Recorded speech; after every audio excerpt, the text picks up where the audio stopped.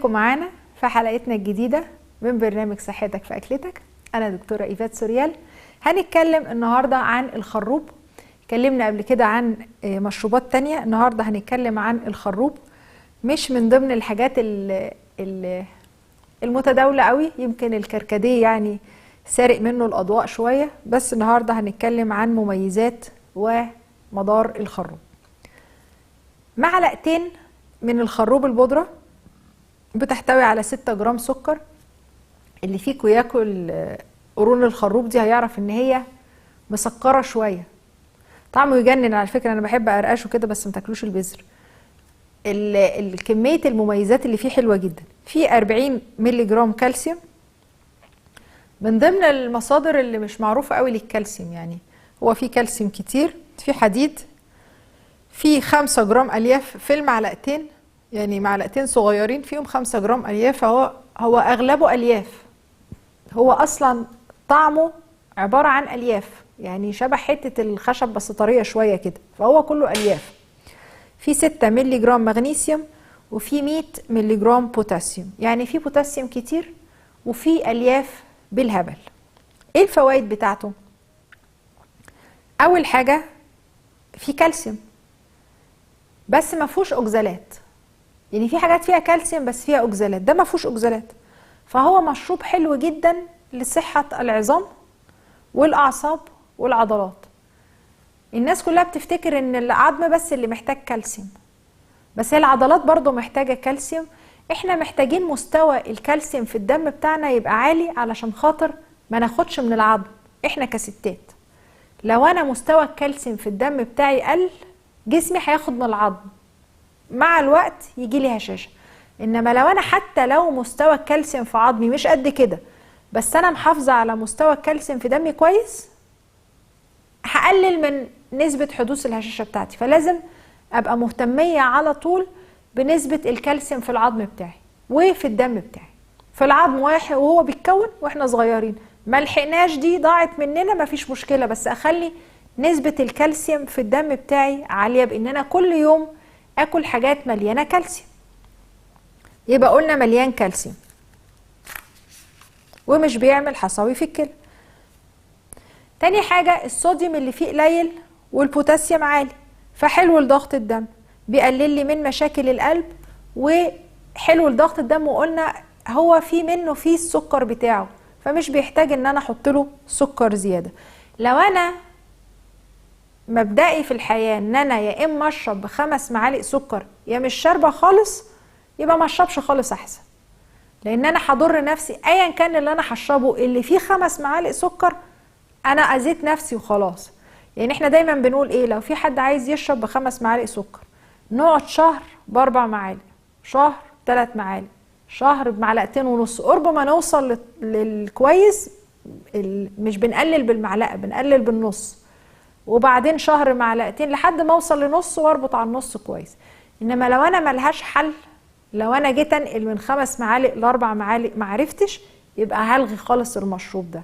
في ناس كده تقول لي ما شربتش كذا، الشاي ما شربتوش ب5 معالق سكر مش هشربه. لا ما تشربوش. بتشربي النعناع بقد ايه؟ من غير خالص. خلاص اشربي النعناع وبلاش منه الشاي خالص، حتى لو كوبايه واحده بس الصبح. ما انا لو صحيت الصبح حطيت 5 معالق سكر، انا بوظت اليوم كله.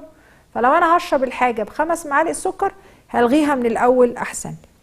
لو هيتاكل الخروب قرون كده، انا من الناس اللي بحب كده وانا بعمل اي شغل على الكمبيوتر احب احط حاجه جنب اتسلى فيها. طبعا مش حلو بس مش مشكله. فبحب ساعات ان انا احط قرنين خروب كده، اقعد اعضعض فيهم كده.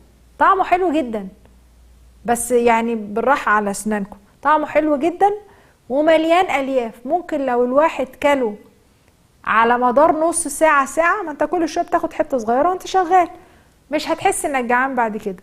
قلتها قبل كده في الحلقات بتاعه التخسيس، في حاجه اسمها ساتايتي سنتر في المخ بتاعنا، مركز الشبع.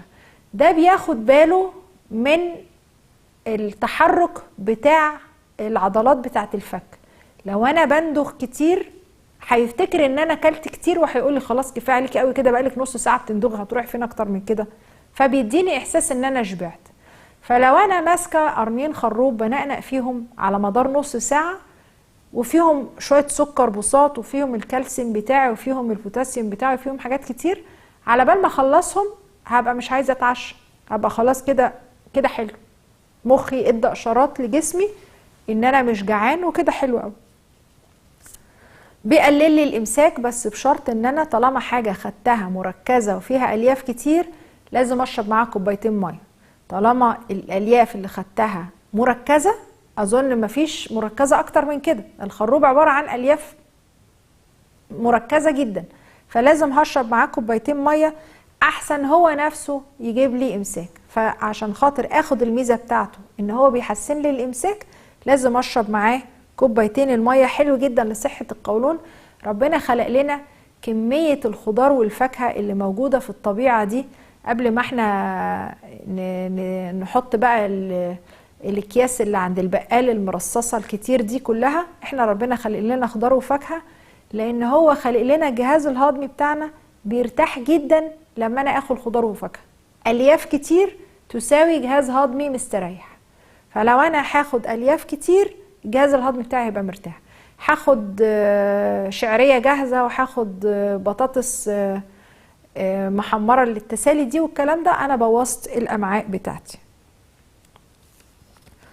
الخروب بيقلل لي الكوليسترول وبيحسن نسبة السكر في الدم بالنسبة لمرضى السكر.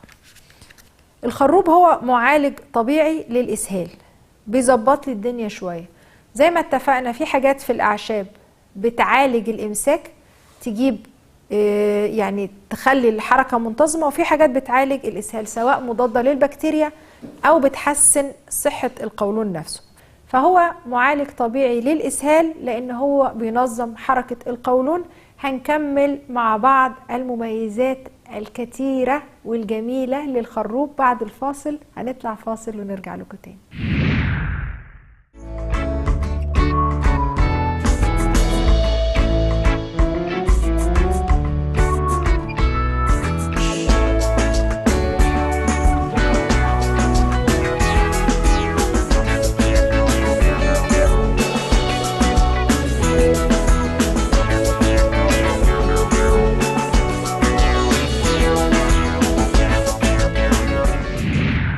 ورجعنا لكم بعد الفاصل. تعالوا نراجع مع بعض الخروب كان بيعمل معانا ايه.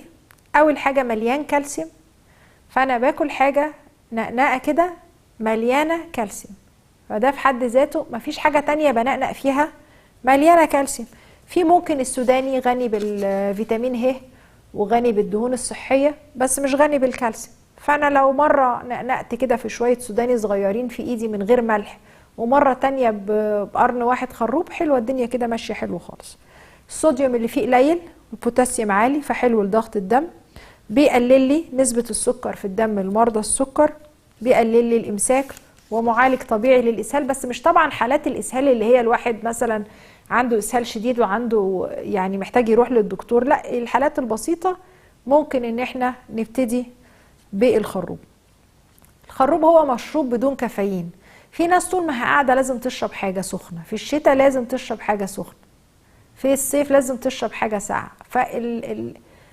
الخروب ما فيهوش كافيين. لو انا طول النهار اشرب في حاجات فيها كافيين بعد شويه هيبتدي ياثر عليا، هيجيلي ارق، هيجيلي تساقط في شعري لان هو بيؤدي الى انقباض الشعيرات الدمويه، هيبتدي يجيلي تجاعيد مع الوقت. انما لو انا خدت على ان انا في مشروب حلو ومش لازم في الشتاء ان هو يتشرب ساقع قوي، يعني ممكن يتشرب ساقع حاجه بسيطه خالص ما فيهوش كافيين ومليان فوائد وحلو ان انا انقنق فيه، خصوصا لو هو مخفف يعني مش مركز قوي، طعمه بسيط خالص كده.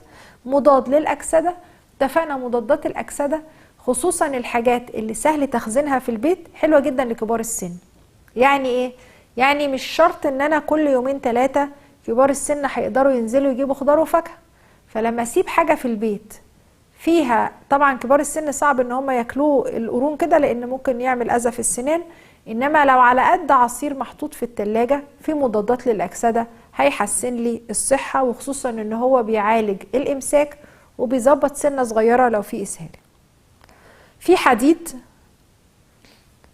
فبناخده لو عندنا نقص في الحديد، بس طبعا ما ينفعش نعتمد عليه لوحده، لازم ان احنا نستشير الدكتور ونشوف ايه السبب بتاع نقص الحديد بتاعنا علشان خاطر نعالجه، سواء في بقى طفيليات في المعدة، في عندنا مشكلة في السيولة، ايا كان المشكلة اللي احنا عاملينها لازم ان هي تتحل.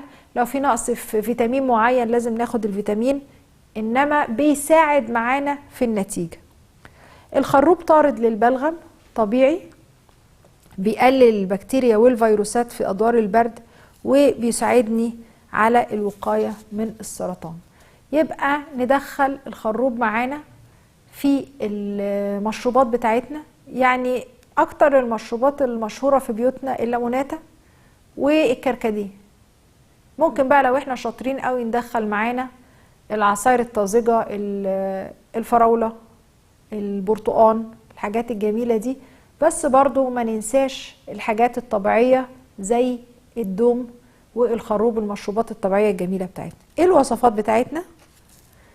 اول حاجة البودرة بتاعته طعمها مميز جدا، زي الدوم كده، ليه طعم مميز. فلو انا بعمل سموزي بالزبادي والعسل، ممكن سواء احط دوم او احط خروب لو انا عايزه اعمل حاجة مختلفة، يعني حاجة ما اتعملتش قبل كده. ممكن احط شوية صغيرين، بيبقى حلو جدا بس مش بيليق مع الفاكهة. يعني هعمل الزبادي بالعسل بالبودرة بتاعتي البسيطة دي، بيبقى طعمه حلو. ممكن احط رشة على الايس كريم او الزبادي زي رشة القرفة اللي بنحطها. مش اتفقنا زمان البليلة كنا بنحط عليها موز وعسل ورشة قرفة، بيبقى طعمها حلو، بيليقوا على بعض. برضو لو هنعمل ايس كريم فانيليا او زبادي، ممكن ارش عليه رشة خروب صغيرة، بيدي طعم مميز كتغيير. ممكن بيتحط على عجينة الكيك او البانكيك اللي هو اللي بيتحط في الطاسة ده ويتقلب على المرتين وبعدين نحط عليه عسل. ممكن نحط رشة خروب، بيدي نكهة مختلفة، لان العيال بتحب تغير، يعني مرة رشة قرفة مرة رشة خروب، بيبقى حلو.